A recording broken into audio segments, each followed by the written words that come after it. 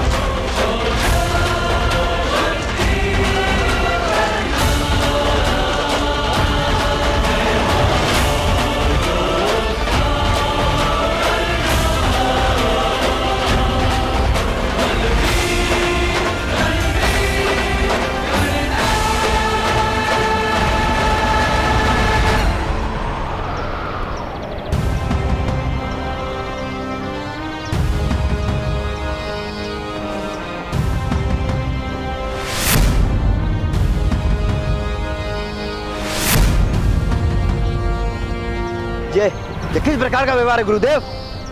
कैसी दंडता है ये? महामहिम भीष्म के सामने आकाश मार्ग से आने का साहस कैसे कर सकता है सूत पुत्र?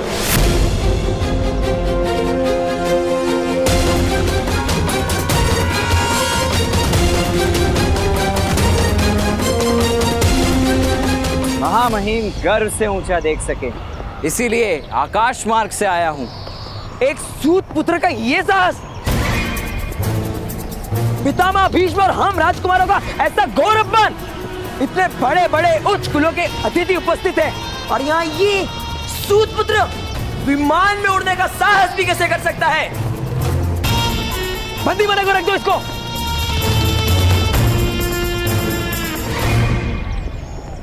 राजकुमार, सूतों का क्या कार्य होता है? रथ चलाना, अर्थात वाहन चलाना। हाँ, वाहन ही तो चला सकते हैं सूत। तो ये क्या है राजकुमार? वायु में गति करने वाला वाहन ही तो है। आपको कोई दिव्य पक्षी तो दिखाई नहीं दे रहा ना?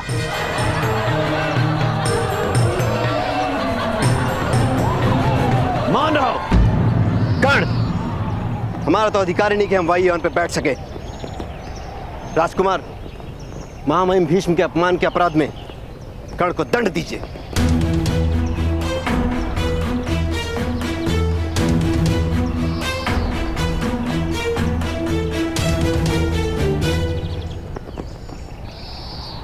कर्ण, वायु वाहन बनाने का ज्ञान तुमने कहां से प्राप्त किया? अगस्त्य संहिता में इसका वर्णन है महामहिम। पुरातन काल के पुष्पक जैसे विमान भी आर्य भूमि के इसी आकाश में उड़ा करते थे। भगवान राम भी ऐसे ही विमान में बैठकर लंका से अयोध्या पधारे थे। और वैसे भी ज्ञान के मूल का क्या महत्व? ज्ञान का फल आपके सामने।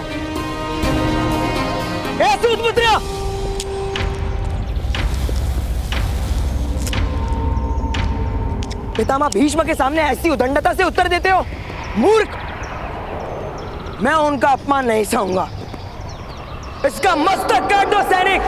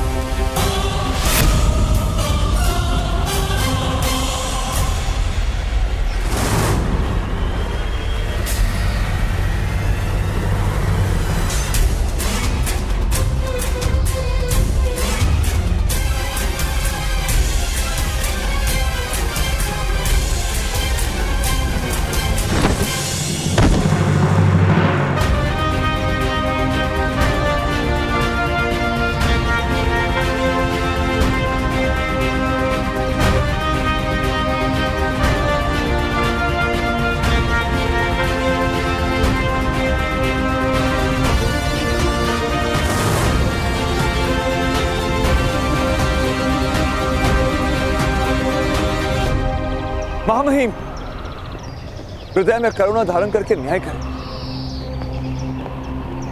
मैं विनती करता हूं। धनुर्विद्या केवल क्षत्रियों के लिए होती है। तुम सूत के पुत्र हो, तुम्हें सूत ही बनना होगा। आज के पश्चात तुमसे धनुष लेने की आवश्यकता नहीं पड़ेगी। न्याय करते समय करुणा नहीं दिखाई जाती, सत्य और परंपरा का विचार किया जाता है।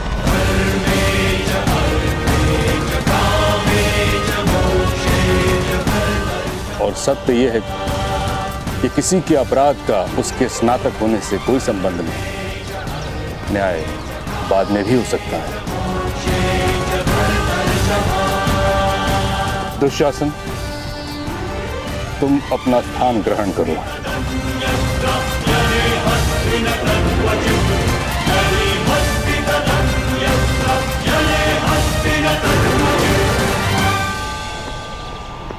कर्ण, अब तुम अपनी परीक्षा दो।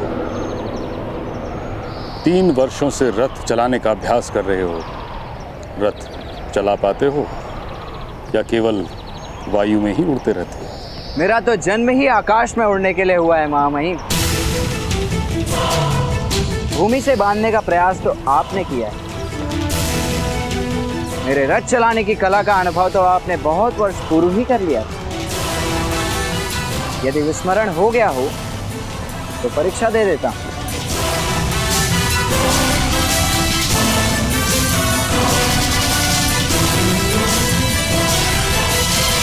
कर्ण पुत्र, अपना रथ ले आओ।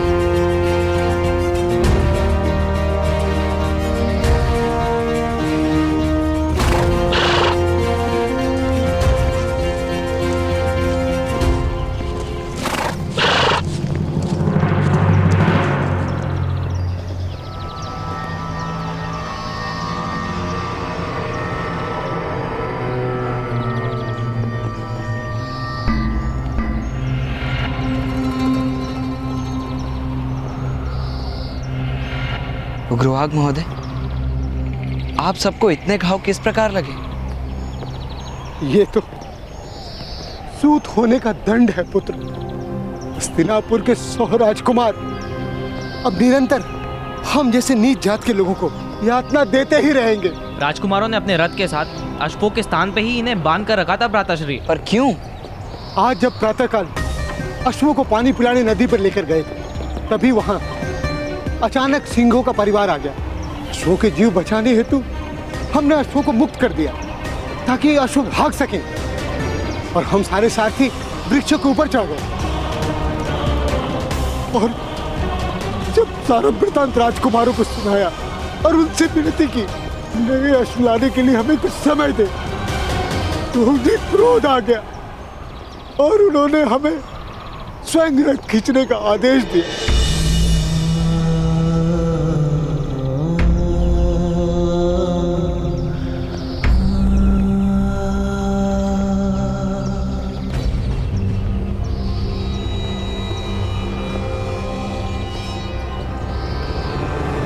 दोष राजकुमारों का नहीं, आपका है। अश्वों की भांति मौन रहकर जियोगे उग्रवाग महोदय, तो अश्वों की भांति रथ से बनना भी पड़ेगा। नाम रखा है आपने उग्रवाग। जिसके शब्दों में अग्नि जैसा भयानक ताप हो, उसे उग्रवाग कहते हैं। चिड़ियों से अधिक ध्वनि तो कर नहीं पाते। उग्रवाग। किंतु हम कर भी क्या सकते हैं? घाव सहन करने की शक्ति दी है ना ईश्वर ने। अब अंतर में घाव करने का साहस भी जन्मा लो। कोई क्षत्रिय अन्याय नहीं कर पाएगा। सर्प ना बन सको तो नेवला बनो। चूहे तो सर्प का भोजन ही बनते हैं। यदि हमारे पास शस्त्र उठाने की स्वतंत्रता होती तो क्या कर लेते उग्रवाक महोदय? शक्ति शस्त्रों में नहीं होती, भुजाओं में होती है।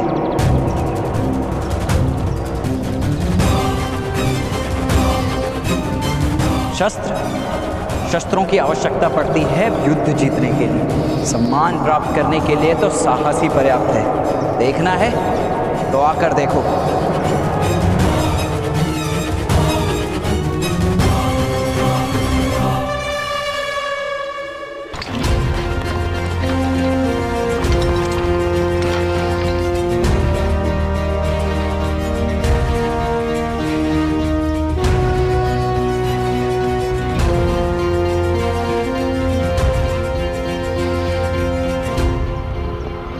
मैं परीक्षा हेतु सज्ज हूं महामहिम। परीक्षा आरंभ कीजिए गुरुदेव। सज्जनों, सारथी का कार्य होता है अपने रथी महारथी को अनेक विपदाओं से सुरक्षित उसके लक्ष्य तक पहुंचाना। इसीलिए इस परीक्षा में विभिन्न विपत्तियों का निर्माण किया गया है। इन विपत्तियों से सुरक्षित जो रथ को यहाँ ले आएगा वो प्रथम श्रेणी में उत्तीर्ण होगा। कर्णपुत्र, परीक्षा आरंभ करो।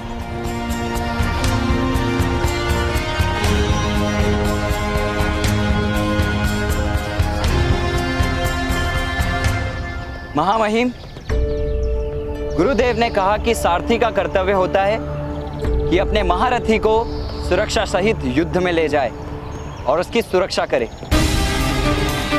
किंतु परीक्षा के समय मेरे रथ में यदि कोई महारथी नहीं होंगे तो कैसे किसी को विश्वास आएगा मेरी कला पर? सद्भाग्य से हस्तिनापुर के महारथी राजकुमार यहाँ उपस्थित हैं। यदि राजकुमार की प्रसन्नता हो तो वो मेरे रथ में बैठकर स्वयं मेरी कला की परीक्षा करें। किंतु पितामह, यह तो असंभव है।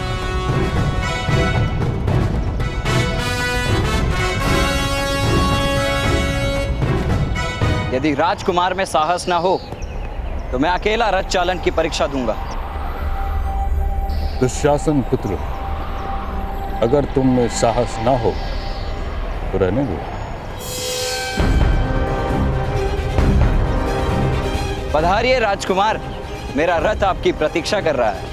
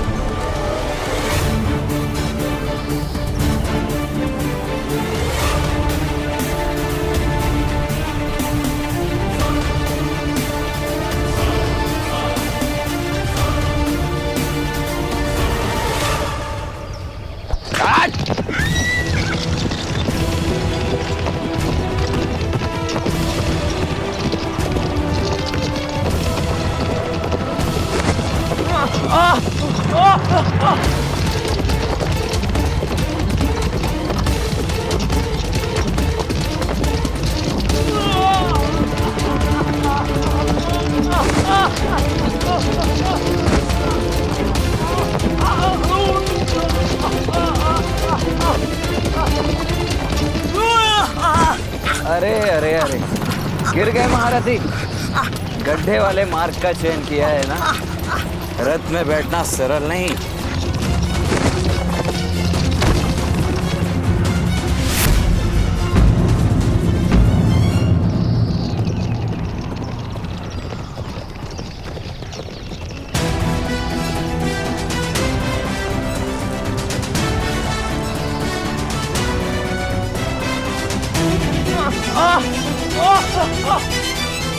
आज मैं आपका सारथी हूं राजकुमार।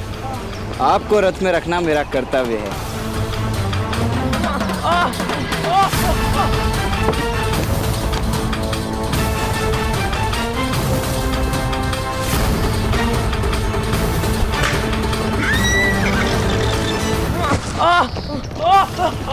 महारथी, रथ को पकड़ के बैठिए। क्षत्रिय वंश को पकड़ने से सुरक्षा नहीं होती।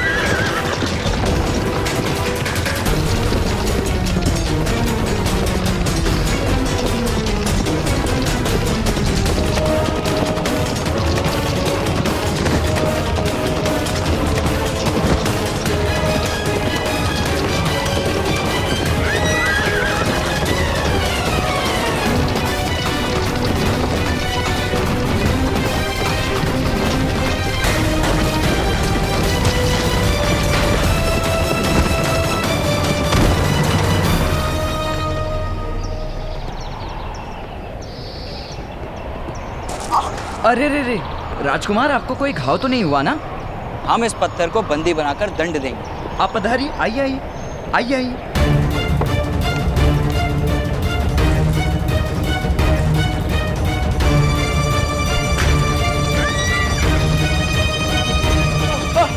राजकुमार, ठीक से खड़े रहने का प्रयास कीजिए, कहीं आपके कारण मैं पराजित ना हो जाऊं।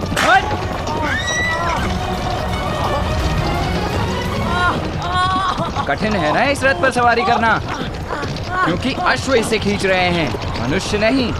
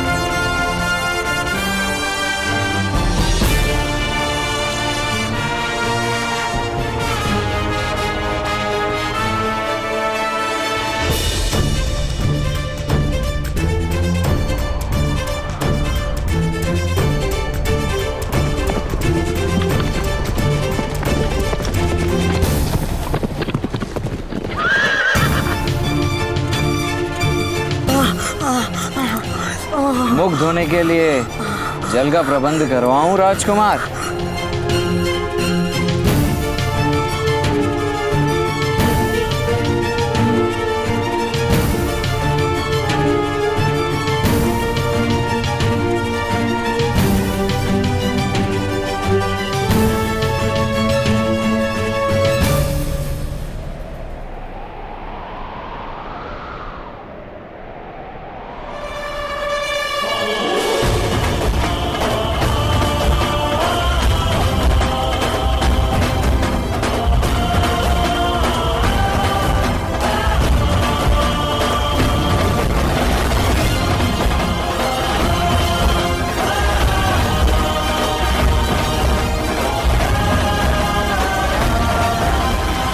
मुझे कितने गुण प्राप्त हुए महामहिम भीष्म?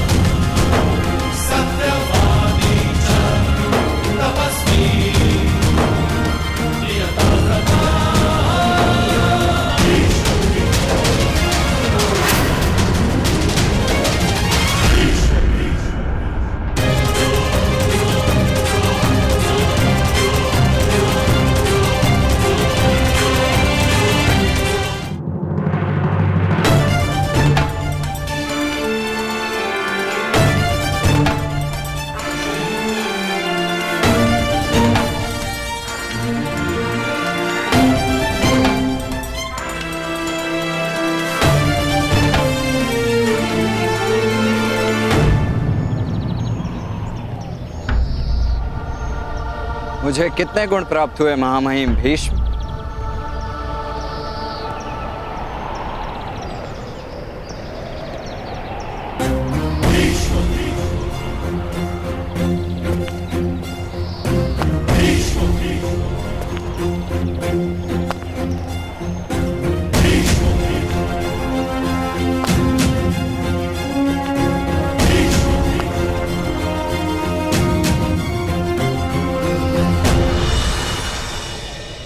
इसने योजना पूर्वक राजकुमार दुशासन का अपमान किया है महामहिम। बल और निर्बलता दोनों प्रकट करने के लिए योजना बनाने की आवश्यकता नहीं होती कुमार। छुपाने के लिए योजना बनानी पड़ती। यथार्थ कह रहा हूं ना राजकुमार दुशासन?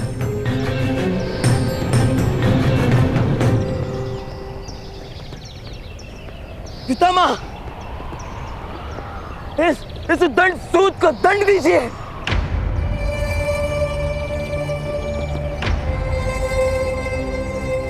इसे दंड किस बात का दिया जाए?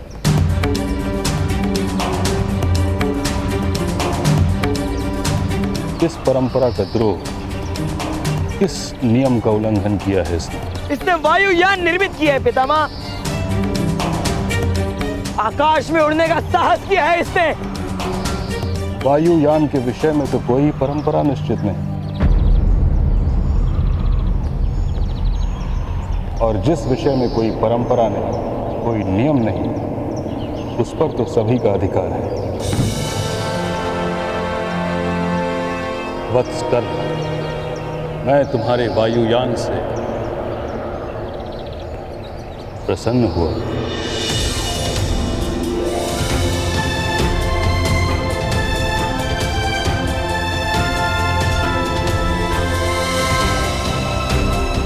महामहिम भीष्म की, महामहिम भीष्म की, महामहिम भीष्म की, महामहिम भीष्म की, महामहिम भीष्म की, महामहिम भीष्म की, महामहिम भीष्म की।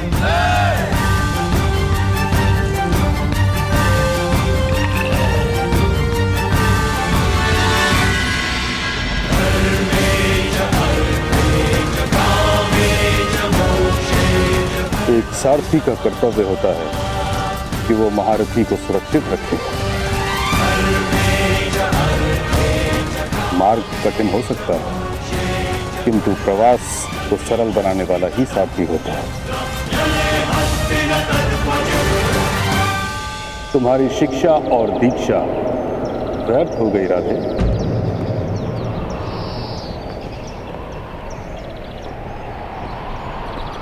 कुछ महान करने की लालसा में तुम सामान्य भी नहीं कर पाए। महान में प्रतिष्ठा होगी, किंतु सामान्य में गरिमा है।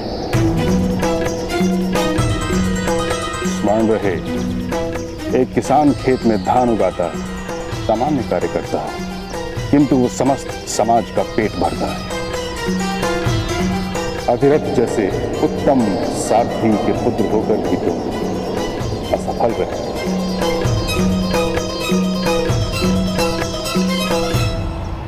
मुझे दुख के साथ कहना पड़ता है राधे कि मैं तुम्हें स्नातक घोषित नहीं कर सकता।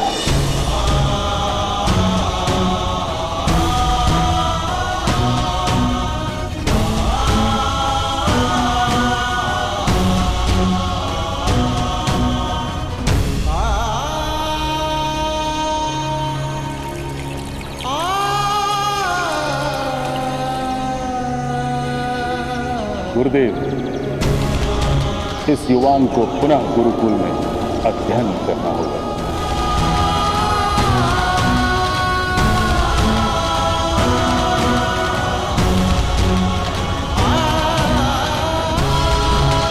वो विद्या ही क्या जो प्रथम अभ्यास में प्राप्त न हो,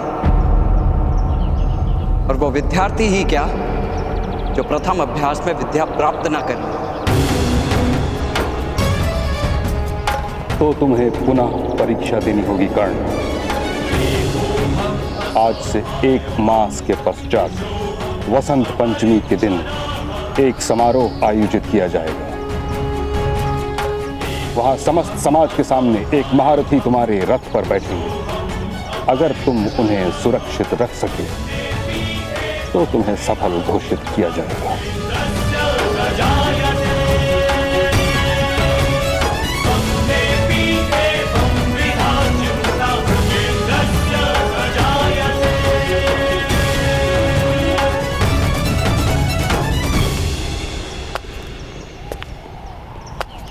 उस दिन मेरे रथ में बैठने का साहस क्या आप स्वयं कर पाएंगे महामहिम भीष्म?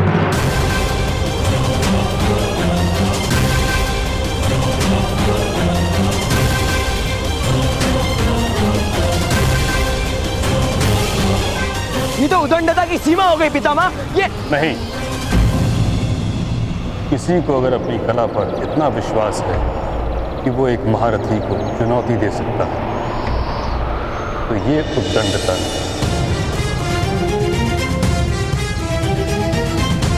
कर्ण, मुझे स्वीकार है।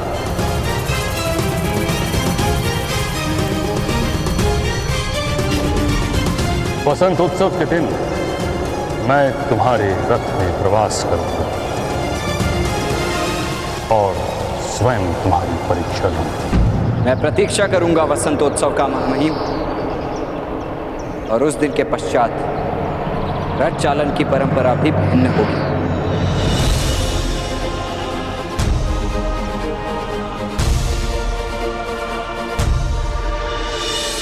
प्रणिपात।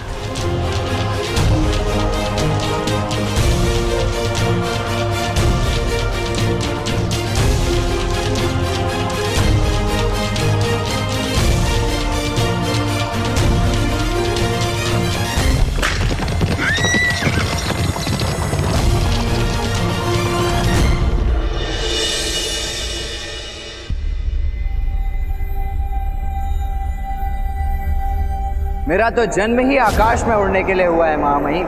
भूमि से बांधने का प्रयास तो आपने किया है। मेरे रथ चलाने की कला का अनुभव तो आपने बहुत वर्ष पूर्व ही कर लिया। यदि विस्मरण हो गया हो तो परीक्षा दे देता। वो विद्या ही क्या जो प्रथम अभ्यास में प्राप्त न हो, और वो विद्यार्थी ही क्या जो प्रथम अभ्यास में विद्या प्राप्त न करे। उस दिन मेरे रथ में बैठने का साहस क्या आप स्वयं कर पाएंगे महामहिम भीष्म? मैं प्रतीक्षा करूंगा वसंतोत्सव का महामहिम, और उस दिन के पश्चात रथ चालन की परंपरा भी भिन्न होगी। आज मैं अपने पुत्र के व्यवहार से लज्जित हूं महामहिम। अधिरथ, तुम्हारा पुत्र अग्नि की भांति प्रकाशित है। प्रकाश की ज्योत कभी जला भी देती है। वो लज्जा का कारण नहीं है दीपक के लिए। यदि दीपक की ज्योत घर को जला दे तो किसका दोष होता है महामहिम? ना घर का ना ज्योत का, दोष दीपक का है। पुत्र की उदंडता पिता का अपराध है।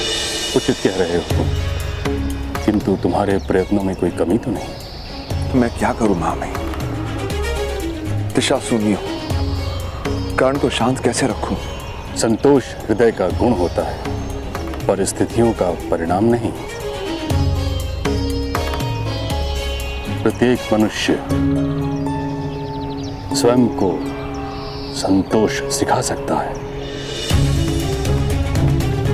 यदि मन असंतोष हो तो परिस्थितियां अन्यायी प्रतीत होती हैं।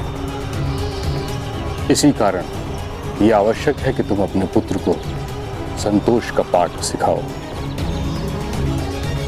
ये मार्ग है उसके लिए। और कोई दूसरा मार्ग?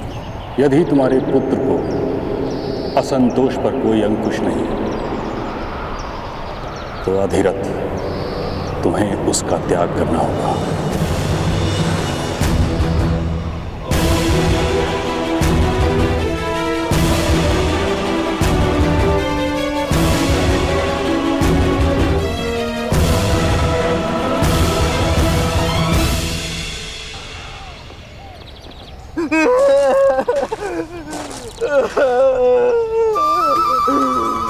किंतु शोन, तुम गांव त्याग कर कहाँ जा रहे हो?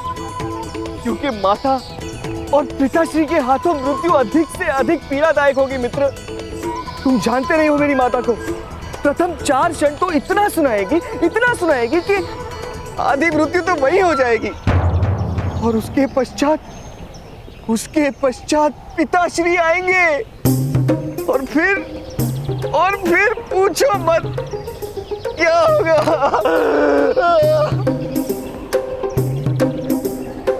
चलो, उत्सव नहीं करना है? उत्सव? किस बात का उत्सव? परीक्षा में असफल होने का। हाँ, चलो, मरने से पूर्व मैं कुछ आनंद प्राप्त कर लेता हूँ। चलो।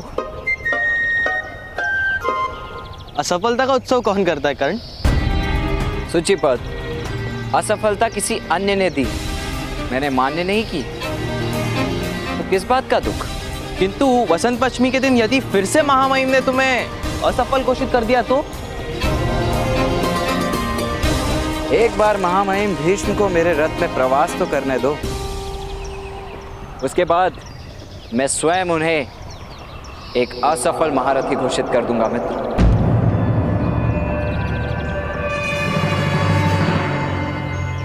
चलो, माता प्रतीक्षा कर रही होंगी शोण। माता, भ्राताश्री आप चलिए, मैं तो कुएं में अपने प्राण त्यागने के पश्चात ही आ पाऊंगा। शोण, माता तो तुम्हें कुएं से भी ढूंढ लाई। प्रथम माता से मिल लो, उसके पश्चात प्राण भी दे देना। चलो चलो चलो भ्राताश्री।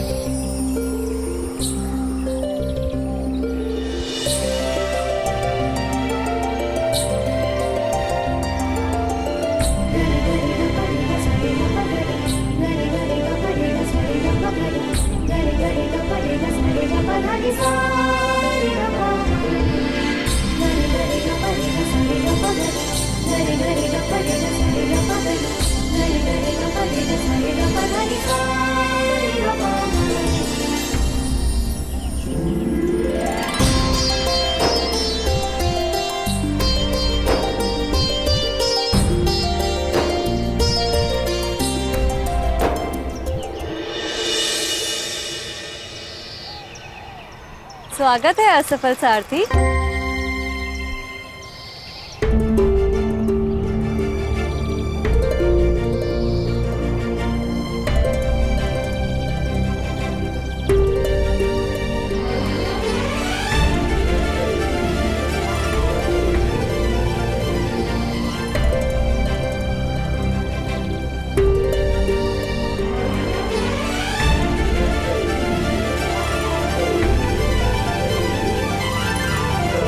मैंने हस्तिनापुर के राजकुमार को कई बार अपने रथ से गिराया, फिर भी असफल।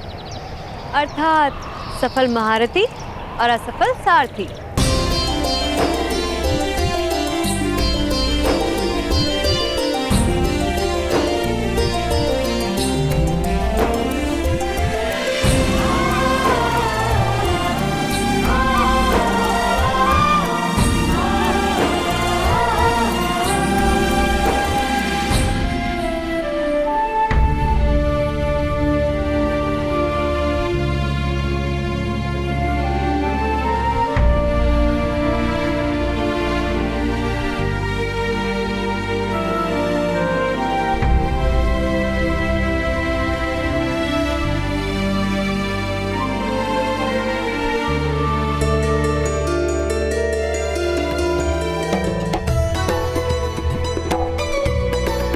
ये क्या है?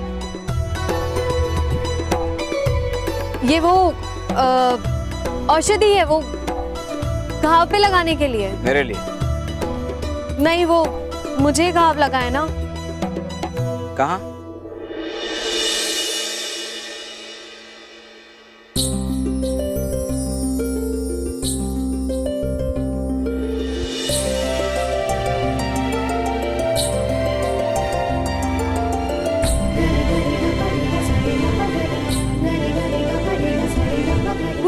यही तो था अभी।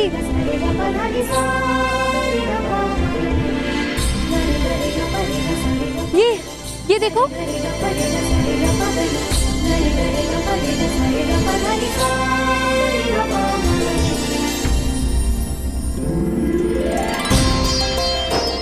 किंतु तुम्हें अपने घावों से बहुत पीड़ा हो रही है, तो तुम भी लगा लो।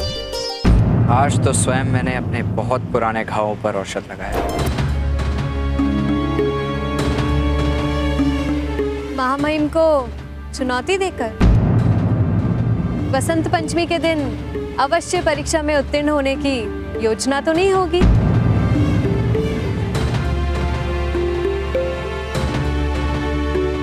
तुम्हें विश्वास तो है ना मुझ पर?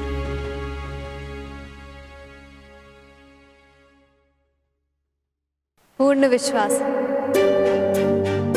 महामहिम को यदि रथ से गिराऊंगा तो संभव है मेरा मस्तक कट भूमि पर पड़ा होगा। सूतों के मस्तक भूमि पर ही पड़े होते हैं। कट कर भूमि पर पड़ेगा तो किसी ऊंची जाति के चरणों में ठोकर बनकर पीड़ा देगा।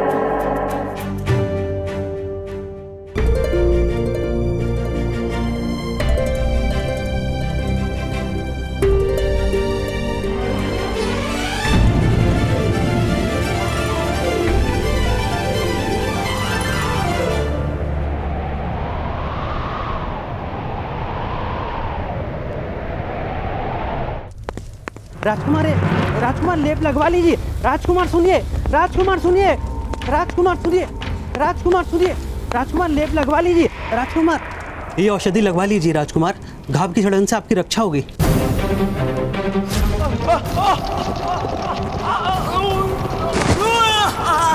अरे अरे अरे, गिर गए महारथी। गड्ढे वाले मार्ग का चयन किया है ना। रथ में बैठना सरल नहीं।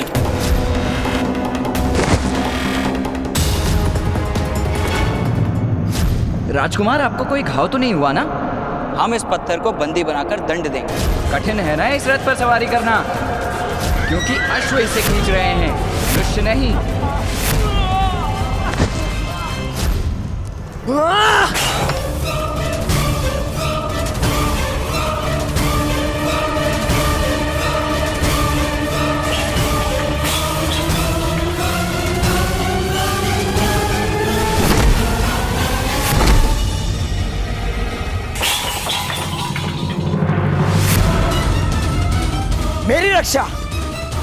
मेरी रक्षा आप केवल मेरे भ्राता करेंगे।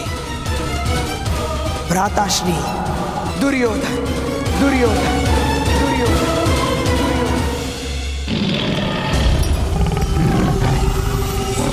मेरी रक्षा करो, मेरी रक्षा करो।